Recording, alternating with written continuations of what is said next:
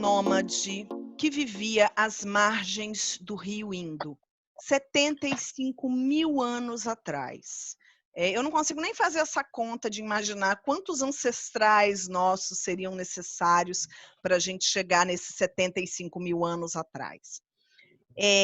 Por volta de 5.000 antes de Cristo, essa civilização deixou de ser nômade e começou a se assentar nessa região em volta do rio Indo. Por isso eles são chamados de hindus, porque viviam nessa margem, né? E do Indo veio a Índia. E também da Índia, depois a gente foi derivar o nome para a Indonésia, mas isso é uma outra história que a gente vai falar mais pela frente. E por volta de 1.500 anos antes de Cristo, essa civilização passa a se organizar em castas. Como é que é essa organização em castas e por que ela é tão importante para a O gente que é entender? castas? Castas, boa pergunta, Matheus. A sociedade é dividida em classes sociais, o que eles chamam de Ah, tá. castas. Então, como vocês viram na novela Caminho das Índias, não tinha o Dalit que não podia casar com a outra menina porque ela era casta e ele era de outra casta. Na verdade, isso eles foram adotando pela religião, hoje não faz parte mais do sistema estatal da Índia, o governo não faz mais essa divisão, mas na prática essa divisão continua acontecendo e é muito cruel para a cultura da Índia. Mas eles acreditavam que o deus Brahma, que é o criador do universo, segundo o hinduísmo, ao criar a humanidade, cada parte do corpo dele gerou uma casta. Então, da cabeça dele, se eu não me engano, foram os médicos. Do coração de Brahma saíram os religiosos. Das mãos de Brahma saíram os comerciantes.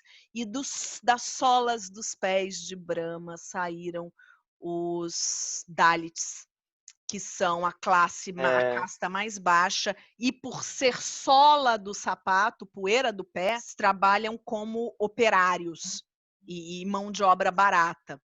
Então é óbvio que isso foi criado por alguém muito inteligente a fim de conseguir mão de obra barata e enriquecer às custas. E você não tem ascensão social. Então, dificilmente na Índia você se casa entre castas. Então, um Dalit morre Dalit. Ele não pode ganhar dinheiro ou estudar medicina. Claro, século XX, isso mudou um pouco. Hoje eles não são tão radicais como a gente via na novela. Mas existem muitas comunidades que são sim, tá? E isso é usado até hoje para gerar essa pobreza. Essa sociedade foi criada a partir dessas duas religiões principais, além de uma outra. Eles têm várias religiões na Índia, mas as principais são o hinduísmo e o budismo e o jiísmo em menor escala, né? O budismo é uma religião que não acredita num Deus enquanto uma entidade, um ser que vai nos governar e mandar na gente. Já o hinduísmo, ele é politeísta. O que seria esse politeísmo? Eles têm milhares de deuses, não é como o panteão grego que tem lá 10, 12 deuses, um pouco mais, não é como o candomblé que tem aquele panteão ali, não. Eles têm milhares de deuses e esses deuses vão convivendo ali no imaginário dessas pessoas de uma forma muito, muito específica. Muito do que a gente encontra sobre a religião e a filosofia da Índia, a gente vai encontrar no Mahabharata, que é um livro que mais para frente a gente vai falar um pouquinho dele. Mas ali tem muita coisa. Então, como é que surge essa arte dentro dessa sociedade? Brahma é o criador do universo. E também é considerado o criador do drama, tá? Brahma, ele, segundo a lenda deles, foi ele que criou o teatro. Ele decidiu fazer uma arte teatral a pedido do deus Indra. Então, esse panteão com milhares de deuses, eles têm os deuses mais importantes. Os 3 deuses mais importantes nesse panteão são o Brahma, que é o criador do universo, o Shiva, que é o Deus supremo, né? Que senhor da morte, senhor do renascimento terreno, e é o rei dos dançarinos. Shiva dança, Shiva gosta de música. Então, muito do povo indiano, a gente vê, por exemplo, os filmes de Bollywood, as novelas, as histórias, aquelas dancinhas. Por que que o povo indiano dança muito? Porque a dança alegra o deus Shiva. Então, a dança faz parte da cultura deles desde esses primórdios, 75 mil anos atrás. Por quê?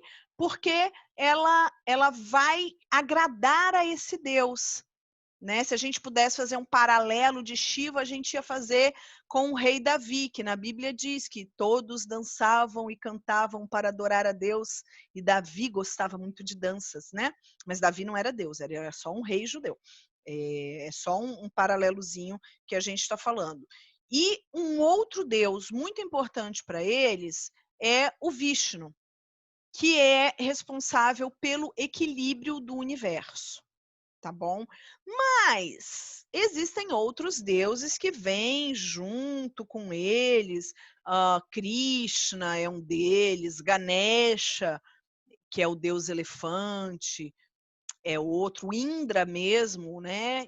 Que vai pedir ao Brahma para criar uma arte nova, é um outro deus. E a gente tem essa deusa incrível, que é a Sarasvati, que é a deusa das artes e da música. Então, ela é representada por essa figura que toca um instrumento musical e sempre acompanhada de cisnes, né? O próprio instrumento dela tem um cisne talhado.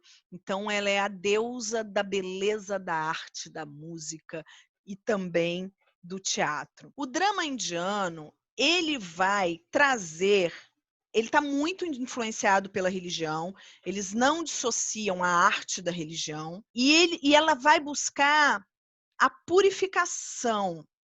Tanto que antes das apresentações teatrais, até hoje, eles têm uma bênção e uma cerimônia de purificação dos artistas que vão se apresentar ali. Então, eles passam por uma cerimônia antes de entrar em cena, faz parte do ritual teatral deles. Esse drama indiano, ele vai ser muito influenciado pelo brahmanismo, que é a religião de Brahma, mas o hinduísmo também, o jainismo e o budismo. Essas 3 religiões, elas vão emprestar suas formas específicas para essa arte que está sendo criada. E o auge dessa arte indiana está mais ou menos na época da criação das castas, a partir de 1500 a.C. 1000 a.C. a coisa floresce, mas isso vem até hoje e a gente vai assistir expressões artísticas contemporâneas. Então, o que eles vão pegar dessas religiões e trazer para o drama? Culto e sacrifício, dança, pantomima exorcista. Olha a pantomima aí de novo, a gente já falou que todas as artes nascem da pantomima e ela está aqui de novo.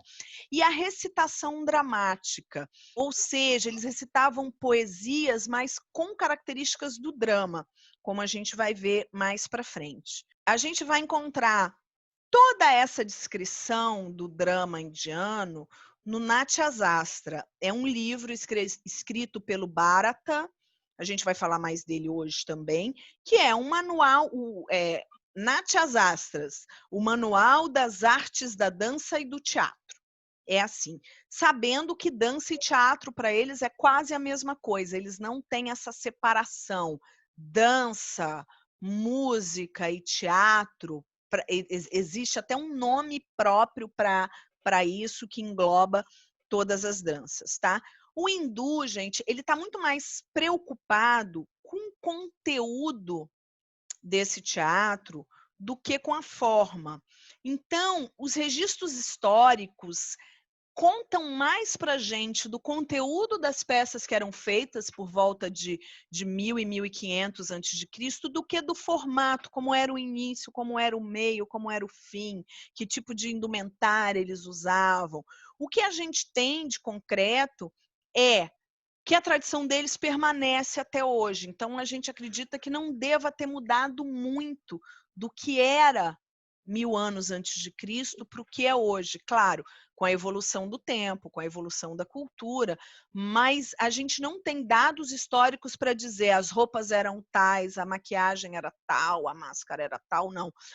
O indiano, ele tem um conceito histórico muito diferente do nosso. Então, eles têm esses ritos, eles fazem sacrifícios aos deuses, eles têm cânticos e invocação aos deuses. E aí a gente chega nos dois principais dramas épicos da Índia. O Ramayana, que vai contar a história do rei Rama, que tem a sua esposa sequestrada por um demônio. A cultura hindu acredita muito em anjos e demônios. É importante vocês saberem disso, porque isso vai permear o teatro, tanto da Índia quanto da Indonésia. O Ramayana vai contar a história do rei Rama. Quando a gente canta Hare Krishna, Hare Rama, esse Rama é o rei Rama. Ele é humano, ele não é Deus, tá? E essa imagem aí, um pouco ruinzinha que vocês estão vendo, é uma reprodução de um pergaminho do Mahabharata, de um pergaminho antiquíssimo do Mahabharata. Tá? O Mahabharata eu vou disponibilizar para vocês o link do filme dirigido pelo Peter Brook, filmado, se eu não me engano, nos anos 70. Peter Brook, para quem não conhece, tem que conhecer. É considerado o maior diretor de teatro do mundo vivo hoje. Os deuses indianos, eles gostam dessa dança e desses cultos. Então, muitas dessas apresentações são feitas nos templos, tá? Que é uma mistura de dança mais culto. No século IV depois de Cristo, a arte indiana vai ter um salto, vai ter um novo florescimento. Tem 1000 antes de Cristo, depois no século IV depois de Cristo ela vai florescer.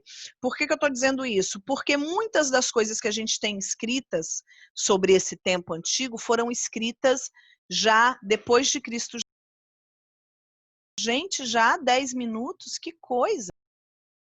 Essas danças, normalmente, elas têm posições específicas, posições de mão, posições de pé, posições de cabeça. Eles chegam a contar 108 posições da dança clássica que acontecia nos jardins dos templos. Essas danças, esse teatro no templo, alguns templos, inclusive, tinham teatros incríveis. Além do jardim que era usado, eles tinham um espaço dentro do templo para apresentações teatrais. Então, nessas danças, a gente tinha dançarinas, músicos e recitadores, que são os que iam falar essas poesias dramáticas. As dançarinas, que são chamadas de Devadasi, tem uma deusa indiana chamada Deva, e Dasi são as meninas de Deva, então elas começam homenageando essa deusa Deva. Elas eram subordinadas aos sacerdotes. Sim, sociedade patriarcal, e essa subordinação envolviam várias coisas asquerosas também.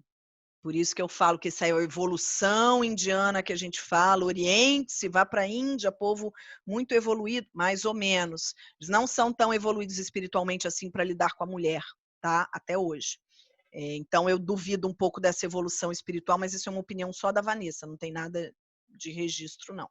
Então, essas dançarinas subordinadas. Aqui a gente tem uma imagem do templo de Kailasanathar, que ainda tem um teatro do templo dentro dele, e também tem apresentações que acontecem nesse pátio que vocês estão vendo aí.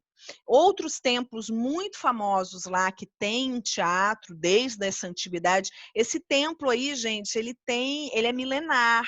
Ele é muito antigo. A gente também tem o templo de Ginar, o templo de Vitala e o templo de Gantai, que são templos que têm teatros dentro deles. Se um dia vocês tiverem oportunidade de visitar a Índia, vale a pena conhecer esses templos com teatro. Luara aí, quando puder viajar de novo, que é a nossa viajante do mundo, eles também têm um teatro de entretenimento popular. Tá? Não é só o teatro ritual. Mas esse teatro popular, ele também segue algumas características do teatro. Por exemplo, eles têm o bailarino, que também é mímico, que também é ator. Esse mesmo bailarino, se ele vai fazer uma peça ritual, ele vai ser chamado de natas. Se ele vai fazer uma peça popular, ele vai ser chamado de prakrit, que também é o nome de uma língua popular deles. Então, eles têm o sânscrito, que é a língua erudita, e o prakrit, que é a língua mais popular, que também dá o nome, quando a gente está falando nessa língua popular, esse recitador, ator, bailarino, vai ser chamado também de prakrit. A dançarina do teatro popular não é a Devadasi, lá do teatro ritual do templo. Ela aqui vai ser chamada de Nat. É muito curioso, porque aí a gente vê um grande preconceito contra essas dançarinas populares. Por exemplo, na cultura da Índia, o homem tem que prover a sua família. Então, o homem tem obrigação de sustentar a sua mulher. Porém, as Nat recebem salário. Então, um homem que se casa com a Nat, por ela ser dançarina e se apresentar o seu corpo para o público, ele não tem obrigação de sustentá-la. Tá? Outra coisa, elas, em momento de dança, eu vou até pegar um trechinho aqui do livro da Margot Bertoldi para eu falar com vocês, página 32, que eu marquei para eu especificar um pouquinho para vocês. Essa Nath, ela aparece no começo do espetáculo. Então, ela convida o público de uma forma muito erótica. A dança e o teatro indiano são muito eróticos. Eles não têm essa relação com o erotismo como nós, das religiões judaico-cristã/islâmicas, temos essa condenação do erotismo como pecado. Para o indiano, o erotismo faz parte, inclusive, da adoração aos deuses. As danças são extremamente eróticas porque agrada aos deuses, tá bom? Então, essa dançarina pertence a alguém. Apesar do marido não sustentá-la, ela pertence ao teatro. E muitas vezes o papel dela é sedutor na peça, é como se fosse se a gente for fazer um paralelo, ela seria como uma odalisca, como uma geisha, né? E muitas vezes como uma prostituta mesmo. Essa dançarina, ela não tem muitos direitos. E ela tem muitas obrigações. E ela é muitas vezes considerada como uma prostituta por exibir o teu corpo, por em cena oferecer o teu corpo para outros personagens. Então, essas dançarinas sofrem muito preconceito lá. E o teatro popular também tem o Viduzaka. O Viduzaka, ele é como se fosse o bufão, e ele vai aparecer também no teatro clássico, não só no entretenimento popular. É como se fosse o palhaço da Índia. Ele é o bufão. Essa é a imagem do Viduzaka. Desculpem, a imagem está um pouquinho granulada, mas foi a imagem que eu consegui. Vocês veem que a máscara é pintada no rosto, né? E ele tem essas características. Então, esse é o bufão. Com as mesmas características do bufão, ele é criado, ele resolve as confusões, ele se atrapalha. Ele é um antecessor indiano do que a gente vai conhecer depois como palhaço, tá bom? Ele é, assim como o bufão da Idade Média, ele também vai ser conselheiro dos reis, ele vai ter um papel importante, assim como o Pierrot e Arlequino também, no desenrolar das tramas, no desenrolar dessa história. E aí a gente vai aos tipos de teatro que a gente vai encontrar lá. A gente tem o Bharatanatyam, que é uma herança das dançarinas do templo, que vai usar as posições, aquelas 108 posições que eu falei, do Natyasastra. Daqui a pouco eu vou falar dessas posições para vocês. A gente tem o Kathakali, que é a expressão mais popular, é aquilo que a gente mais tem conhecimento aqui, que é a dança dramática masculina, somente feita por homens. As máscaras são pintadas no rosto, os figurinos são extremamente luxuosos, a gente vai ver hoje um pouquinho dos figurinos deles. A gente tem 2 minutos, tá bom, pessoal? Então, eles também têm um estilo mais grotesco de dança. Quais são os personagens? São deuses, são heróis, são os macacos. Os hindus têm um deus macaco, né? E o macaco tem uma presença muito grande no teatro deles, e também representam monstros. Uma outra expressão artística é o Kathak. O Kathak é menos severa, é mais variado e mistura homens e mulheres. Então, a gente tem o Bharatanatyam, só mulheres. O Kathakali, só homens. E aí, o Kathak vai misturar homens com mulheres, ele vai admitir. E a gente tem também o Manipuri, que é uma dança mais lenta, mais serpentinada, feita por mulheres, que vão... essa dança vai trazer a tradição de Krishna. Reza a lenda que Krishna, um belo dia, estava tocando flauta no campo, e aí as camponesas pastoras que ouviram a flauta de Krishna vieram fazendo essa dança meio cobrinhada, assim, é uma coisa meio minhoca. E essa dança nasceu dessa lenda dessas camponesas que dançavam para o deus Krishna. E aí a gente chega nesse livro importantíssimo, que é o Natyasastra, escrito pelo sábio Bharata. Esse livro a gente não tem ao certo em que época ele foi escrito. Por quê? Como eu falei no começo da aula, a noção histórica, legal isso, Cássia, você que é historiadora, a noção histórica dos hindus é completamente diferente da nossa. Eles não contam o tempo como a gente conta. Então, eles falam assim, na época do Bharata, pode ter sido 200 antes de Cristo até 200 depois de Cristo. Então, claro que o Bharata não viveu 400 anos. Então, vamos lá. Como eu estava falando, a gente está aqui no Natyasastra, né, escrito pelo Bharata, que vai trazer as regras artísticas, a linguagem e a técnica. E nasce desse pedido que o deus Indra fez para Brahma de criar essa arte, então, visível, audível e compreensível por homens de qualquer posição ou condição social. Brahma vai nos Vedas, que são os livros da sabedoria védica, né? Em sânscrito védico, Veda quer dizer sabedoria. Então, do Rig Veda, ele pega a palavra falada, do Samaveda, ele pega o canto, do Yajurveda, ele pega o mimo, e do Atharva Veda, ele pega a emoção. E aí, com esses 4 elementos reunidos, Brahma cria o 5º Veda, que é o Natya Veda, que significa a comunicação, a combinação desses 4 Vedas num novo Veda. Esses Vedas, gente, em sânscrito, eles têm origem em 3.500 anos antes de Cristo. Então, acredita-se que esses Vedas foram escritos 3.500 anos antes de Cristo, tá? Ô, Vanessa. Oi. Quem O que fala? seria esse mimo, Luara?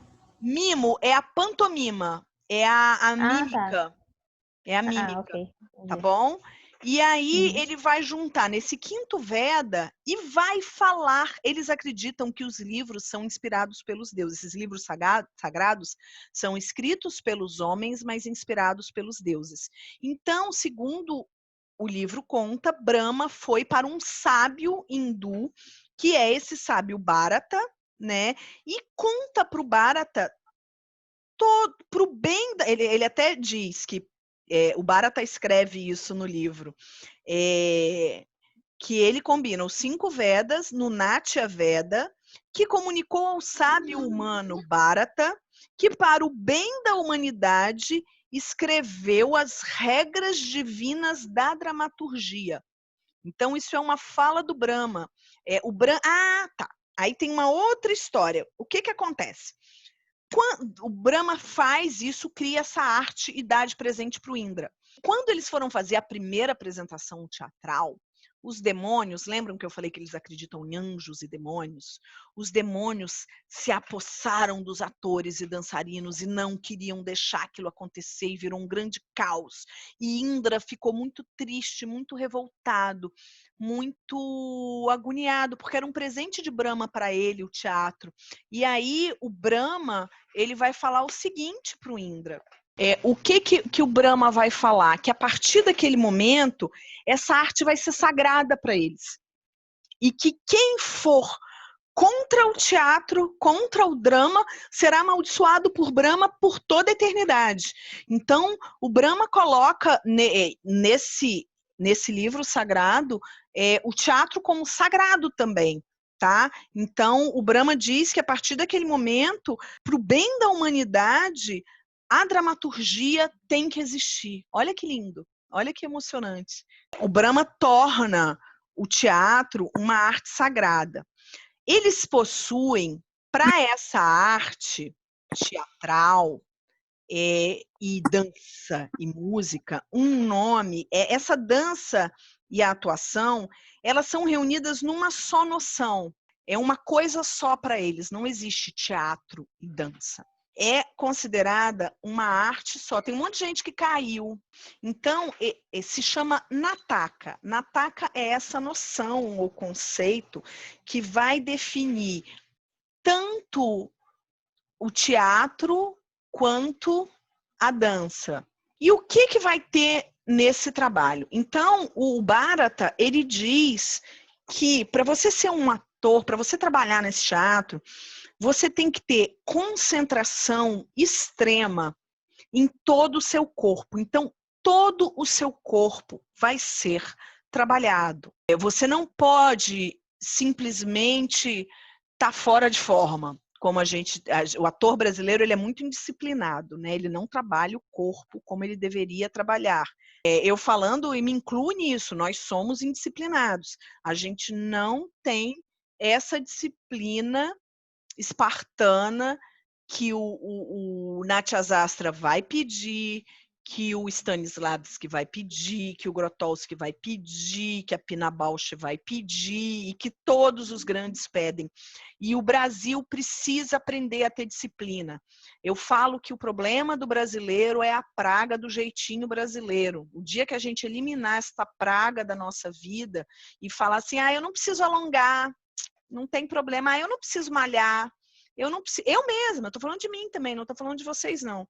Então, o ator dançarino dentro da Nataka, que é esse conceito para dança e atuação, ele precisa ter controle de todo o seu corpo. O que ele vai trabalhar? As características desse drama indiano. Eles trabalham com mimo, Luara perguntou agora, que é a pantomima, que é a mímica. Eles têm linguagens específicas, então, dependendo para quem, o tipo de personagem ou para quem eles vão apresentar, eles vão falar ou em sânscrito ou em parkriti. E tem personagens que falam em sânscrito e personagens que falam em parkriti na mesma peça.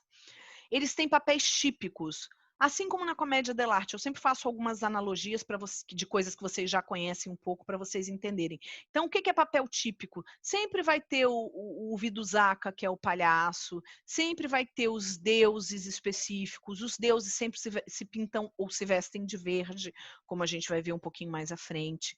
Eles trabalham com figurinos e máscaras, eles têm regras para falar, eles têm regras para música e muitas regras para o corpo.